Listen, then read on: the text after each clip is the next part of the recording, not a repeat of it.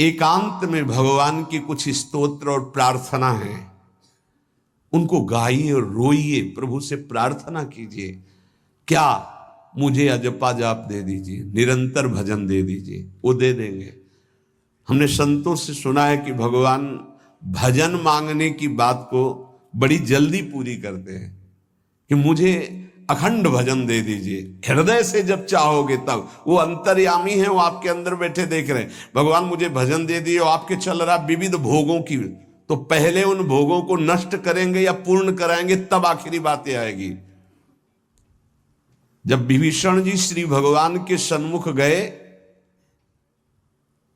तो भगवान ने सबसे पहली बात पूर्ण की, जो लंका में चलते समय भाव आया था कि भगवान के चरणों का आश्रय लेकर उनके बाहुबल से इस रावण का विनाश करके जिस सिंहासन पर बैठकर इसने लात मारी, यहीं बैठूंगा आके। पहला काम किया, समुद्र का जल मंगाकर लंकाधिपति पद पर अभिषिक्त कर दिया। लंकेश कह के उन्होंने कहा कि प्रभु उर्कछु प्रथम वासना रही, प्रभुपद प्रीति सरित सो बही। प्रभु आपके चरणों के दर्शन से कोई कामना नहीं। तो भगवान कहते नहीं, पहले कामना की थी उसकी पूर्ति ले। हम भगवान से भजन मांगेंगे, साथ में नाना प्रकार की वासनाएं हैं, तो इसीलिए जब बहुकाल करी सत्संगा, सत्संग सुनते सुनते ये दिमाग में बैठ जाता है कि भोग वासनाएं कामनाएं ये हमें फंसाने वाली हैं, हमें नहीं चाहिए। जब आपके अंदर से उदासीनता आएगी तब भजन की मांग पूरी हो जाएगी। कभी कभी भगवान का गुणानुवाद करके एकांत में रोया करे साधक। कभी रोना आता है अपने इंद्रिय और मन के विलास की पूर्ति ना होने पर। इतने मोटे मोटे आंसू गिरते, तब लगता है कितने कीमती आंसू कितने घटिया जगह में गिरा रहे हो। अरे इन्हीं से प्रभु को खरीद लेते हैं। अगर उनके लिए रो देते तो इतने करुणामय है वो कि आपको आभास होने लगता। भले हम अंतःकरण उस कोटि की व्याकुलता नहीं कि मेरे प्रभु हम पर कितनी कृपा कर रहे हो, अगर हृदय से उनको पुकारे तो निश्चित वो अनुभव में आ जाते हैं। छोटी छोटी बातों में लोग रो देते हैं, ऐसे रो देते हैं, मोटे मोटे आंसू चल रहे बात में ऐसे, और प्रभु की चर्चा हो जाए घंटों, कोई फर्क नहीं पड़ेगा। ये तो आश्चर्य लगता है। और भक्तों को चाहे जितना भीषण कष्ट हो, कभी आंसू नहीं निकल सकते। जब आंसू निकलेंगे तो भगवत भाव में निकलेंगे। कह रहे नारायण स्वामी कि अजपा जाप के लिए भगवान से प्रार्थना करो। कभी कभी एकांत में उनके स्तोत्र हैं, गुण हैं, उनको गा गा कर रो, उनसे प्रार्थना करो, हे दीन बंधु मुझे अपना अखंड भजन दे दो। जो चाहिए सब प्राप्त हो जाएगा। भजन से क्या नहीं प्राप्त हो सकता।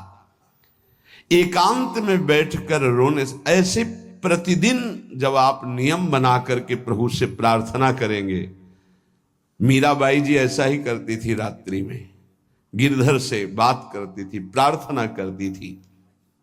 नारायण स्वामी जी कह रहे हैं उपासक ये बिल्कुल ध्यान रखे, यदि नाम सिद्ध करना है तो झूठ बोलना शपथ पूर्वक त्याग दे। झूठ नहीं बोलूंगा, सत्य बोलना इस अजपा जाप के लिए निहायत जरूरी है, निहायत जरूरी है।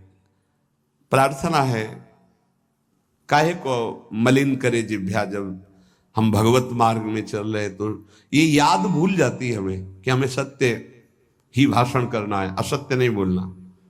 ये हमें भूल जाते हैं। क्यों भूल जाते हैं? क्योंकि माया का ऐसा प्रभाव। अगर हम भजन के प्रेमी हैं, भजन बढ़ाना चाहते हैं, तो हम झूठ क्यों बोले? सारे जगत में जो भी तुम्हारे सामने आवे, दृष्टि से उसको जरूर देखकर एक बार प्रणाम करो। मेरे प्रभु इस जीव जंतु के रूप में, जड़ के रूप में, चैतन्य के रूप में। इससे तुम्हारे हृदय में पवित्रता बढ़ेगी, अजपा जाप चलने में सहायक होगा। सत्य बोलना, भगवान से एकांत में रोकर प्रार्थना करना, सबके प्रति भगवत भाव रखकर प्रणाम करना, जिससे तुम्हारा कहीं दोष दर्शन नहीं होगा।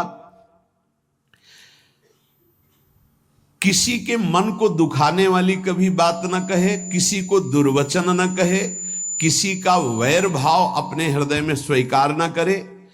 ये साधन मैंने स्वयं किया है।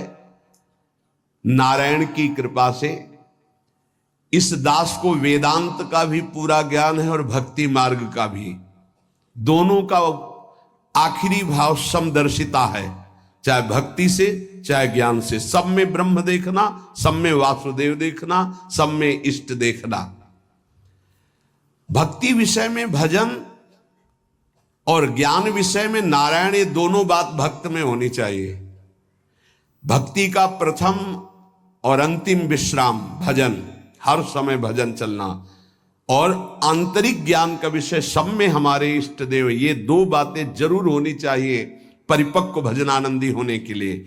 अगर भगवान की प्राप्ति करनी है तो ये दो बातें बड़ी जोर की है, भजन निरंतर और जिसके भी सानिध्य में आए उसमें भगवत भाव करना। मेरे नारायण ने मुझसे कहा, वो फरमाया कि उनके पीछे पीछे मैं चलता हूं जो मेरे ऐसे भजन करने वाले भक्त होते हैं। और श्री कृष्ण चंद्र जी ने दयालुता में भागवत में कहा, अनुब्रजाम में हम नित्यम पुयत्यंगुरेण भी। मुझे बहुत रोना आता है बात सुनकर के कि दास की चरण रज के लिए स्वामी पीछे पीछे डोलता है। किस भक्त के पीछे? जो दो बातें यहां कही, जो निरंतर नाम जप करता है और सब में भगवत भाव रखता है, तो भगवान नारायण ने नारायण स्वामी से कहा कि मैं उसके पीछे पीछे डोलता हूं कि उसकी चरण रज मेरे ऊपर पड़ जाए। और भगवान श्री कृष्ण चंद्र जी का निरपेक्षम मुनिम शांतम निर्वैरम सम दर्शनम, निरपेक्ष जो किसी की अपेक्षा नहीं रखते, किसी से कोई संबंध नहीं स्वार्थ का। मुनिम जो निरंतर मंत्र का नाम का मनन करते रहते हैं। शांतम हर द्वंद्व की प्रहार स्थिति में वो शांत रहते, विचलित नहीं होते। निर्वैरम कोई उनसे वैर करे तो भी वो उससे वैर नहीं करते। और समदर्शी सब में अपने इष्ट को देखते। ऐसे संतों के पीछे में भगवान कहते उनकी चरण रज लेने के लिए हर समय पीछे पीछे रहता हूं।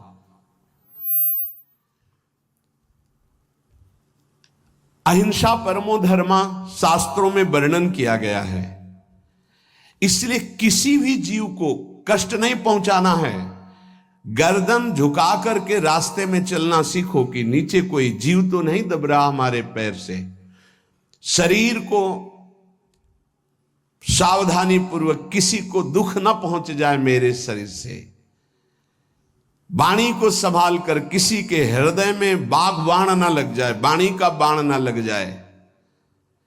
बाहर का प्रहार तो सहा जाता है, लेकिन जब हृदय में शब्द चुभता है वचनों का, ये बाण खरकता रहता है।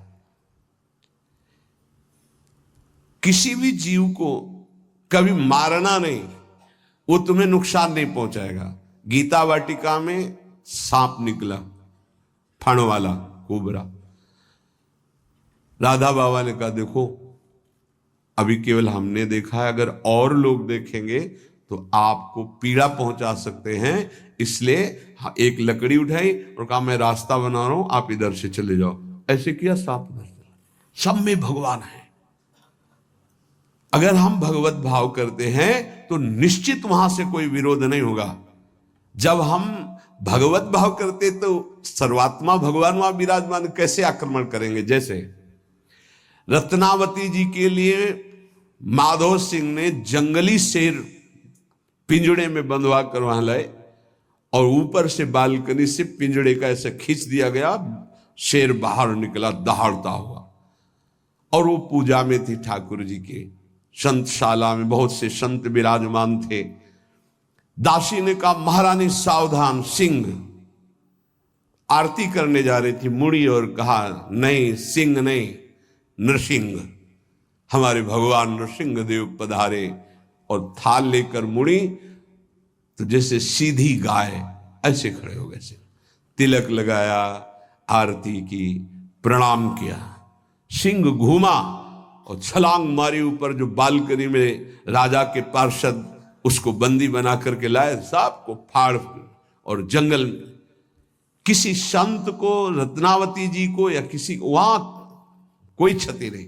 लेकिन जो उनकी क्षति के लिए लाए थे, उनके लिए वो सिंह, इनके लिए वो भगवान नरसिंह।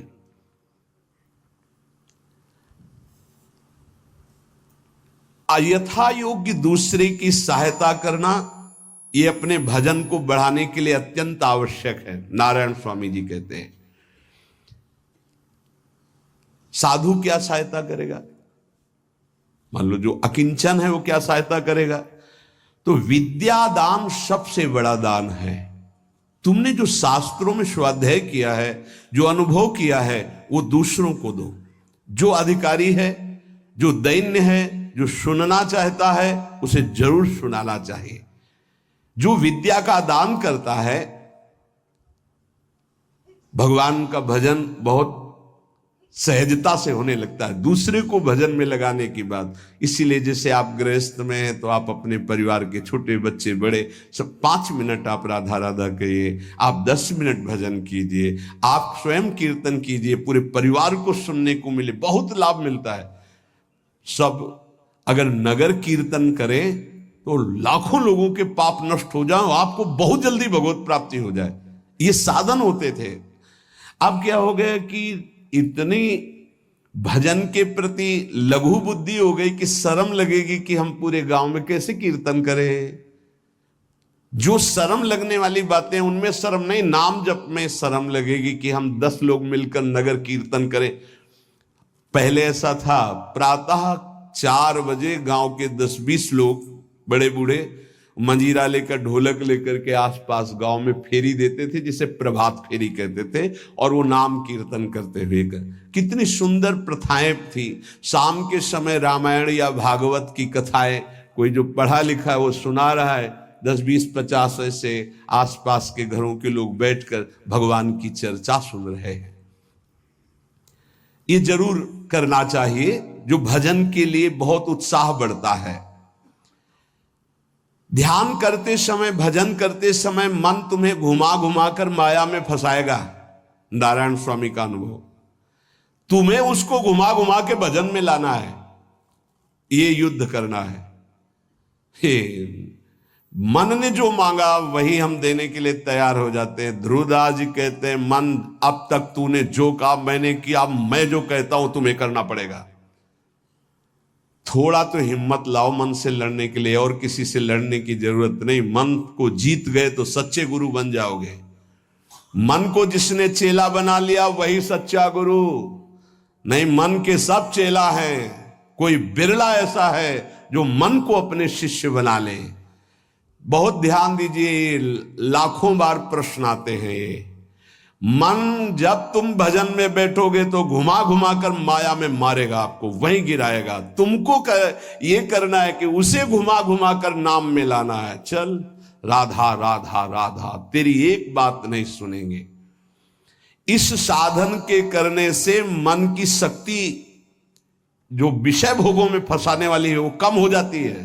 ध्यान दीजिए, बड़े अनुभवी महात्मा है नारायण स्वामी। बार बार जब आप अपने मन को संसार की तरफ जाते हुए से घसीट कर नाम में लाएंगे तो कमजोर पड़ जाएगा और वो तुम्हारे अधीन होने लगेगा। मन जिसने अधीन कर लिया वो साक्षात भगवत स्वरूप हो जाता है। मन मारिया तन बस में की ना, हुआ भरम सब दूर, बाहर से कछ दिखत नाही, अंदर चमके